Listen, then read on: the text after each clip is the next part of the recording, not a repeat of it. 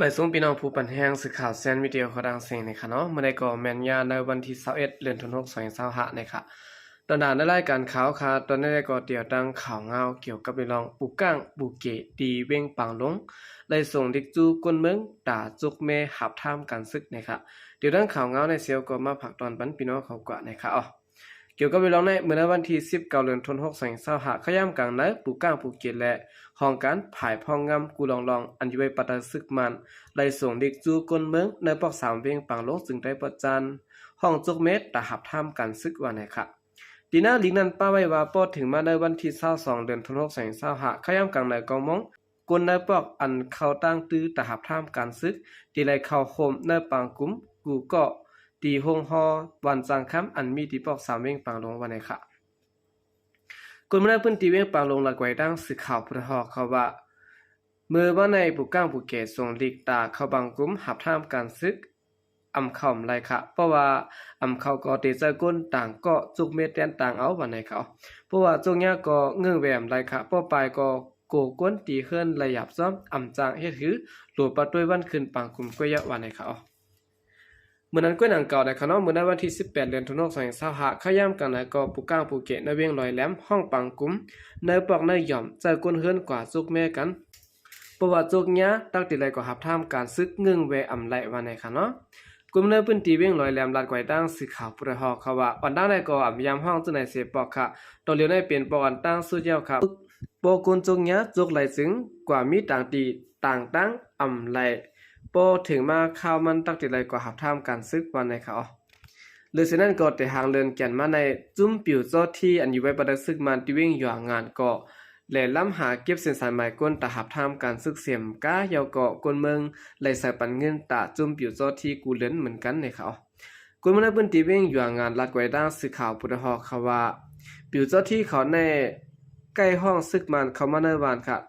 ตอนเร็วได้ก็เขาเหลียล้ำหาเก็บก้นตาปันซึกมันในป้าเผออันวันนั้นได้ก็เขาอำลัดปลัดโกก้นไปในเขาเพราะว่าซึ่งมันมาจังปันกำสื่อเขาว่าเขามีกองกลางและขยสังก็เฮ็ดกว่าที่ได้เย้าขับวันไหนเลยสินั้นก้นวันเขาเลยปันเงินตาจุ่มผิวเจ้าที่กูเลิน1เดือน700,000แปะค่ะก้นวัน1เฮือนหลายๆใส่เพ่งกัน2แห่งแปะปันกูเลินค่ะวันไหน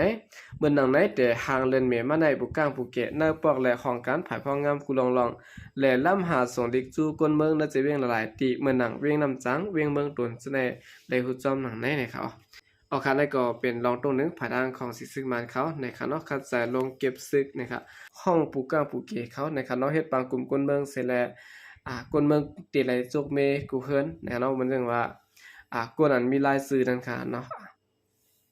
30 บาทจกเนี้ยเนี่ยก็ติไหลกว่าเฮ็ดนะครับติไหลกว่าเฮ็ดซึกมันนะครับสืบสิแนวข่าวขึ้นมาถ่อมด้วยข่าวเงาเกี่ยวกับไปลองซึกเกาก้างเอาให้ซึก3ปากก็ค่ายกว่าอยู่ไว้ในสิเวงกุนดงไว้หลังซึกเกาก้างเลยถอกเวงลาเซียวปันซึกมันกุ้มกำขึ้นยาวให้ซึกมันเจิ้นญาติยอบกุ้มขังไว้ตีเนอของลงเวงลาเซียวนั้นซึกเกาก้างค่ายเอาก่อไว้ตีเนอเวงกุนดงจึงได้ปะทองนะครับเมื่อละเนเปลือยปนมาในซึกเกาก้างต่อก้นซ้ายอายุ50 ปีไปเจิ้นเป็นซึกมันญาติยอบตกขอกซึ่งนั้นสูงกว่านั่นปรังกลเมืองและหมอยาเสื้อนเฮ็ดสีเดียมไว้ตั้งน้ำกุมในพื้นที่เวียงกุนหลงก็1หลัดในหนังในกุนเสื้อนยาส่งกว่าอยู่ขึ้นในขอครั้งตีนตับกุนหลงนั้นป้ากูเจ้าเคยเอาขะขางก็ป้าเขาใต้ก็ป้าขะมันก็ป้าเสื้อนเป็นก้นอายุใหญ่ในเขาไว้ตีกุนหลงขะเสื้อนเป็นแซนก้นหัดก้นหนุ่มซ้ำโตก็ไว้ตั้งเวียงเหล่าใกล้และเวียงน้ำผาขิ้นสือหอเสื้อปุ่นวันในเขาให้ซึกเสื้อนยาซึกเกาก้างโตก็ไว้ในตับซึกเกาก้างตีเวียงกุนหลงและเวียงเหล่าใกล้ในกุนเจิ้นแทบตัดเส้นใจเขาหับท่ามการซึกนั้นไล่หลอดออกขอกเสียแล้วซึ่งอ่ำย่อมเขาเฮ็ดซึกเก่าการนั้นใดก็ยังตึกไล่อยู่ในขอกคังอยู่วันนี้ค่ะแล้วว่าให้ซึกเจิ้นกว่าเขาหับท่ามการซึกเก่ากลางในเมื่อเลือนเมปนมาในมีก้นหลักปลายออกตับกว่า10 ปลายครับภายซึกเก่ากลางขึ้นลำตียับเอาตัวตรงมันไล่ตา3ก็ก้วยวันนี้เขาเอาคันนี้ก็เป็นรองตรงหนึ่งตั้งภายซึกเก่ากลางเขานะคะเนาะเอาก้นตุกขอกอันตัววัยดีลาเซียนั้นขึ้นสูงกว่าตีกุนลงในการเป็นก้นหนุ่มได้ก็สูงกว่าตีเหล่าก้ายในเขาสืบสิแนวข่าวขึ้นมาถ่อมด้วยข่าวเงาเกี่ยวกับเรื่องก้นไปเพศซึกตีเว้งปังล่องกำพองปอกขึ้นเฮิรนเยเสตะตึกไม้สายลองห่มลมอยู่นะครับแต่หางเลินแก่นมาในก้นไปเพศซึกวันซ่องเปียงและเตียวหางเลินทนหกมาในก้นไปเพศซึกตีวันซ่องเปียงจะเว้งปังล่องซึ่งได้ปอดจานอ่อนกันปอกมือขึ้นเฮิรนเยยาวเสตะ ย้อนเปิดไหลยินเสียงกองแตกแลอ่อนกันไม่สายลองห่มลมนะครับเสียงกองเสียงหมักอันก้นวันเช่าเปียงไหลยินอยู่นั้นลูกมาดังวันตองเมตินและวันนำเน่งในครั้ง2-3วันในซุ่มซึกปิดุจิตปาโอดังซุ่มเก็ดแขก้นเมืองพีดีเอฟเขาเปลี่ยนปังตึกกันหาวแห้งไว้นะครับคุณไม่ได้พื้นที่ปังลองก้นใจก่อนหนึ่งลายก่อยดังสื่อข่าวปะทอเขาว่าดีวันช่องเปียงได้ก็เย็นไว้ยาวค่ะก้นไปเพศซึกอันไปมาซึ่งนั้นก็ต่อเลี้ยวอ่อนกันปอกมือขึ้นกำนำยาวก้วยกาตึงไหลไม้ใจลองห่มลมอยู่ผดังตกวันช่องเปียงตั้งวันนำเน่งต่องเมตินในก็ปังตึกสึกเปลี่ยนไว้ในเขาวันต่อเมตินในยันไก่กันตั้งวันช่องเปียงหมอกขาลักขายอดบนนั้นเฮ็ดให้คนเมืองพื้นที่ไม้ใจลองห่มลมอำหัดกว่ามาเหตุการณ์หากินเล่งต้องกันวันในค่ะเมื่อเนื้อห่างเลือนเมปนมาในย้อนเปิดซึกมาตั้งซุ่มซึกปิดุจิตปาโอเขาเปลี่ยนบางด้วยกันหาวแห้งเฮ็ดให้ก้นวันช่องเปียงไปออกวันโหก้น2แห่งไปแล้วอันกันไปก่ออยู่ซนเศร้าจอมให้ขึ้นเยปีนอกเผยมันในเวียงปังร้องย่ำเดียวปังตึกเย็นไว้ก้นวันอ่อนกันปอกมือขึ้นเฮินเยยาวเสตะอำหัดกว่าสนให้นะเหตุการณ์หากินเล่งต้องนะครับก้นประเภทซึกบันช่องเปียงหลัดก่อยด้างสื่อข่าวพุทธเขาว่าอำเป็นรองห่มลมค่ะไปอยู่ซ้ำเคลื่อนเปือนวันเปือนก่อตาหากินเล่งต้องในหยับใส่นะส่วนให้น่าได้ก็มีตีวันก้วยจันเปือนแล้วอันกันปอกมาขึ้นหมากเสื้อก็ปอกมาเอาโคเฮินเยก้วยหมากเสื้อเขาปอกอยู่เสตาก็มีเฮินเยาทุกไพ่ไม่เปียดเยาวันนะครับย่ำเหลียวตีในวันช่องเปียงแต่ก็จุ่มปิดุจิตปะโอเขาปักตะไว้ในวันเสปันกองกลางก้นซ้ายอันปลายเพศซึกปอกมือเฮินเอาลองห่มรวมวันไว้กุมในพื้นที่หลาดในหนังนี้จุ่มก้นหนุ่มปะโอผิวไหวโอปืนเผาลัดไว้ว่าย้อนเปิดปังตึกเนื้อเกศซึกมันตั้งจุ่มซึกปิดุจิตปะโอและจุ่มเกศแขก้นเมืองพีดีเอฟตีทุ่งช่องเปียงเมื่อเดือนเมษายน25นั้นเสร็จแล้วภายซึกมันเอากองลงยืด3 ปากกำเย่าก็เอาเครื่องมินยืดจอยแทง25 กำเพียรให้ห้องเห็นห้องหยาและเฮินเยก้นเมืองลูกก่อยกว่า2 ปาก85หลังนะครับเดียวเลื่อนแก่นในปี2024มาในภายซึ่งมันแถมแห้งกว่าดังเวียงภายคุณฮอดถึงตีวันช่องเปียงอันยันไก่กันดังเวียงภายคุณหมอก11หลักนั้นเงียจุลูกพื้นเขาแห้งซึกหลอดตึกและ2 ภายเปลี่ยนปังตึกกันมาหาวแห้งกุนวันช่องเปียงเลยใบเพศซึกมาเยาปอก1ถึงมาในหางเลือนเมในปังตึกขึ้นเปลี่ยนหาวแห้งแทงปอก1และกุมเนปืนตีอ่อนกันปลายเพศแทงปอกกำ2นะครับ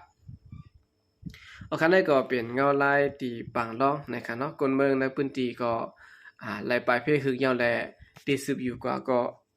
หยาบใจเขานำตังกินนะครับเนาะกว่าอยู่ดังตีเฮิรนปีเฮิรนน้องก็เหมือนเฮิรนเจ้าเก่านะครับสุดท้ายเขาขึ้นมาถ่อมด้วยข่าวเงาเกี่ยวกับเรื่องลอง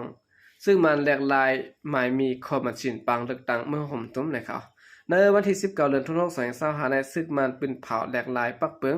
หมายมีคอมมิชชั่นบางเลือกตั้งเมื่อห่มตุ้มเปิดเฮาข่าวการขุนกูก็ขึ้นเปลี่ยนไหลถึงตันแห่งหัวเป่าการปิงแหลกลายปักเบิงหมายมีบางเลือกตั้งในมีกว่ากำที่3ยาวนะครับปักเบิงหมายมีบางเลือกตั้งเมื่อห่มตุ้มมันซึ่งมันปิ่นแหลกลายปองในเป็นในคักตอนมาตรา14กัน10กิ่งแพ้การนั้นเสียและมนแม่แหลกลายไว้ว่าตาขอดพอดกิ่งแพ้คอมมิชชั่นกูจันนั้น